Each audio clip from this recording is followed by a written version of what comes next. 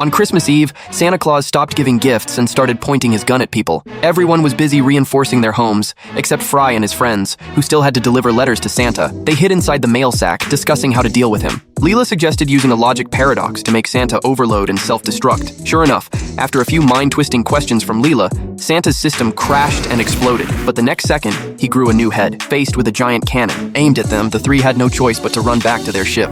When they tried to take off, the ship didn't move. Santa was holding onto the tail end with all his strength. The fire from the engines couldn't hurt him, but it melted the ice under his feet. Santa fell through and got stuck, frozen solid. Since Bender was also a robot, the elves decided he should be the new Santa. They quickly made a batch of toys for him and told him to head back to Earth to deliver them. But every house had its doors and windows welded shut. Bender had to climb down the chimneys, only to be attacked every time. His legs were broken. A granny trapped him with a wooden clamp, and even the professor shot at him. Feeling hopeless, Bender threw away all the toys and drank alone in an alley. Soon, the police found him and took him to court, charging him with crimes against humanity. The judge didn't care whether he was really Santa or not. He just declared him guilty and scheduled the execution for that night. Fry and Leela rushed back to the North Pole.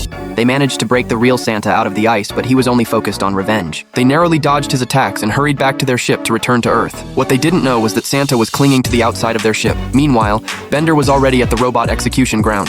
Once the random number generator landed on 0, the mayor would pull the switch to kill him. Just as the number hit 0, Leela interrupted the mayor, claiming the real Santa was still out there. Her co-workers all showed up in Santa costumes, but the mayor didn't believe them. Everyone knew Santa was a robot. As the mayor pulled the lever, Santa burst through the ceiling with his reindeer. He saved Bender and invited him to become his assistant so they could shoot humans together. Bender happily agreed.